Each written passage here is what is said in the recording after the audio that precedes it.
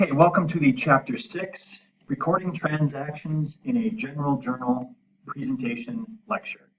Please make sure that you have all materials that were posted on Google Classroom to follow along with the presentation lecture so that you can complete any demo problems that we might be going through and record any notes. All right, 6.1, accounting cycle. Regardless of the type of business, whether or not it is a sole proprietorship, a partnership, or a corporation, an accounting cycle will be completed when the accounting records are recorded for transactions that took place during an accounting period. Now, the accounting cycle is an accounting period of a business is separated into activities that can help the business keep its accounting records in an orderly fashion. If you look on page 122, you will see a diagram of this accounting cycle, which is similar to the illustration below. The bigger picture of the accounting cycle. Step number 1, which is what Chapter 6 is, which is going to be collecting and verifying source documents. Then that is what we took care of in a previous chapter, actually chapters 3 and 4. Chapter 4 and 5. Collecting and verifying source documents, analyzing the transactions into debit and credit accounts, also chapters 3 and 4 and 5. Then journalizing each transaction. That is where we are at here in chapter 6. Then we will move on to posting to the general ledger and subsidiary ledgers, constructing a trial balance, preparing a worksheet, preparing financial statements, journalizing and posting adjusting and closing entries, and then finally preparing a post-closing trial balance. Those are the 10 steps of the accounting cycle. Step number 1 is collecting source documents. Now, up until now, we have been using transaction clues to determine how we are going to transact that money changing hands or moving from an account to an account. Collecting source documents is, in the accounting world, the way that accountants determine which accounts are affected by any type of transaction where money is changing hands or moving from account to account. So here's an example of a source document. This is an invoice indicating that 12 pizzas, 4 sodas, and 2 orders of wings, as well as maybe about a pint of potato salad was ordered. The invoice total is $192.61. That is the amount that needs to be accounted. Source documents are nothing more than paper that is evidence of a transaction or a transaction that needs to be recorded. This invoice gives specific information about the transaction in terms of quantity, cost per item, etc. Another source document is a receipt. This is a record of cash received by the business. So in this case, John Smithers has paid our business $1,100. This source document indicates a transaction has taken place, and now the accountant has to record it and update the records. Memorandum is another type of source document. This is a brief written message that describes what has taken place and that a transaction has happened or occurred, in which case money needs to be moved from an account to an account. Check stub, another source document. This gives the same information that appears on the check plus the balance of the checking account. So check stubs are usually source documents that are used whenever our business is paying cash for certain expenses. Now let's analyze some business transactions. When we take a look at these source documents, what we first need to do is determine what accounts are being affected. Then we need to determine, based off of the accounts that are affected, are the accounts going to need to be debited or credited? And then we need to determine what is the normal balance of the accounts that are affected by this transaction. Step number 3 then is going to be recording the business transactions into the journal. The journal is nothing more than a record of all transactions of a business. When money changes hands, it gets recorded into the journal. Kept in chronological order. Journalizing is a process of recording business transactions into a journal. Keeping it in chronological order is by date, by the date of the occurring transaction. And then finally, the accounting period. A fiscal year. That's the accounting period of 12 months. Each accounting period could be different depending upon the business. The majority of most accounting periods will run from January 1 to December 31 or from July 1 to June 30. Here's one example where it begins from January 1 to December 30. All right, let's take a look at what we've learned so far. Why do businesses separate their accounting records into accounting periods? Think about the answer to that question, jot the answer down, and bring it with you when we meet the next time in class. How are source documents used?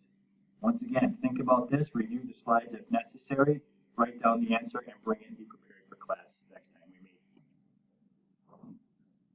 Section 2. All right, recording a general journal entry. So we're going to take a look at source documents and preparing transactions and then recording them into a journal. The general journal is an all-purpose journal in which all transactions of a business may be recorded. There's an example of what the general journal will look like on page 126 in your textbook. Here's an example of a general journal. We're going to take a look at a couple of different transactions. First one, on October 1st, Maria Sanchez took $25,000 from personal savings and deposited that amount to open a business checking account in the name of Roadrunner Delivery Service. The source document was memorandum number 1. So the first thing we need to do is record the date of the transaction. That is October 1. Next, we are going to record the account that's going to be debited. We always list the debited account first. So in this case, cash and bank. We will debit for $25,000. Next, we have to list the credited account. And to indicate that these two accounts are affected on the same date's transaction, we always slightly indent the credited account. So we'll debit cash and bank $25,000, credit Sanchez Capital $25,000. The last part of that is to put the source document, memorandum number 1. So this is how you would journalize a transaction in the general journal. Let's practice with a couple more. On October 2nd, Maria Sanchez took 2 telephones valued at $200 each from her home and transferred them to the business as office equipment. Memorandum 2 is the source document. Date, followed by account debited, debit amount, followed by account credited, credit amount, source document. Okay? Very good. Let's try another one. On October 4th, Roadrunner issued a check 101 for $3,000 to buy a computer system. Okay? Date, October 4th. Account debited, computer equipment, amount, $3,000. Account credited, cash in bank, amount, $3,000. And then finally, source document, check 101. Try another one. October 9th. Roadrunner bought a used truck on account from North Shore Auto for $12,000. Invoice number 200. Same process as before.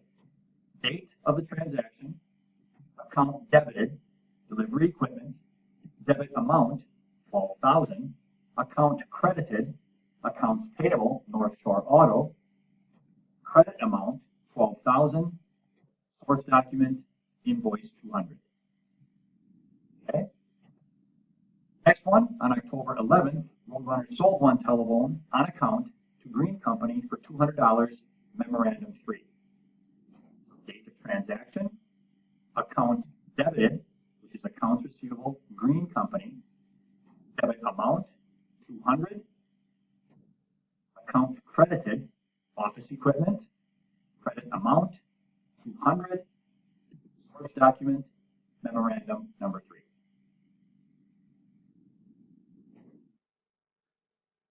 Transaction. On October 12th, Roadrunner mailed check 102 for $350 as the first installment payment on the truck purchased from North Shore Auto on October 9th.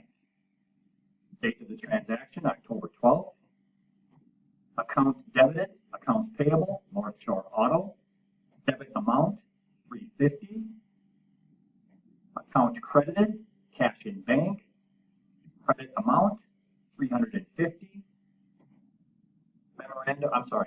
Source document, check number 102.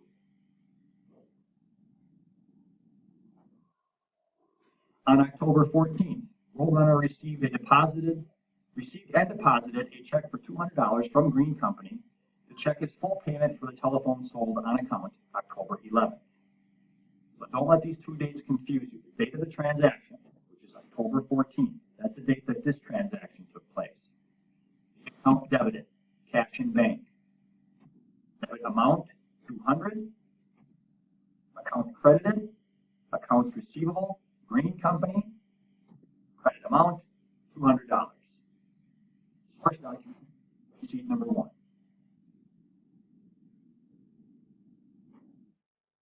On October 15th, Roadrunner provided delivery services for the Sims Corporation. A check for $1,200 was received in full payment. Receipt number 2 is the source document. So again, date of the transaction. Account debited, cash bank. Debit amount, $1,200. Account credited, delivery revenue. Credit amount, $1,200. And finally, source document, receipt number 2.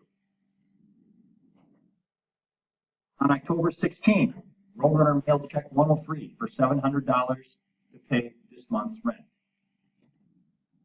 Date of the transaction, October 16th. Account debited, rent expense. Debit amount, $700. Account credited, cash in bank. Amount, $700.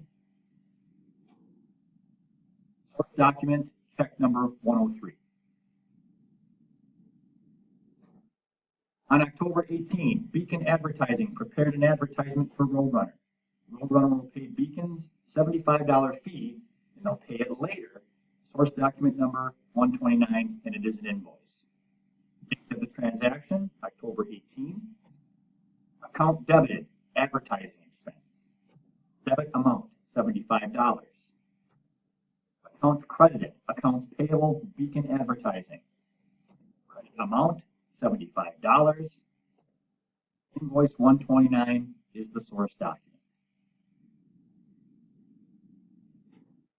On October 20, Roadrunner provided delivery services for a customer, City News. Roadrunner billed City News $1,450, sales invoice number 1. Date of the transaction, October 20. Account debited, accounts receivable, City News. Debit amount, $1,450. Account credited, delivery revenue. Credit amount, $1,450. Source document, sales invoice number 1. On October 28th, Roadrunner paid a $125 telephone bill with check number 104.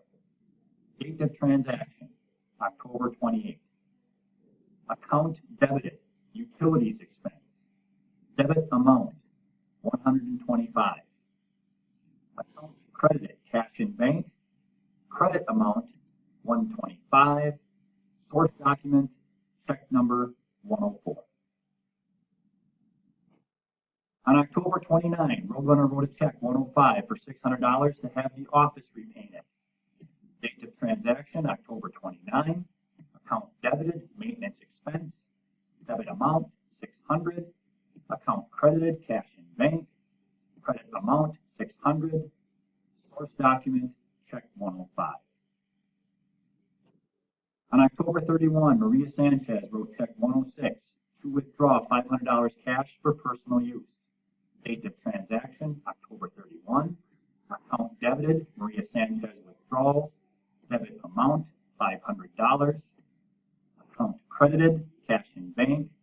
Credit amount, $500. Source document, check 106.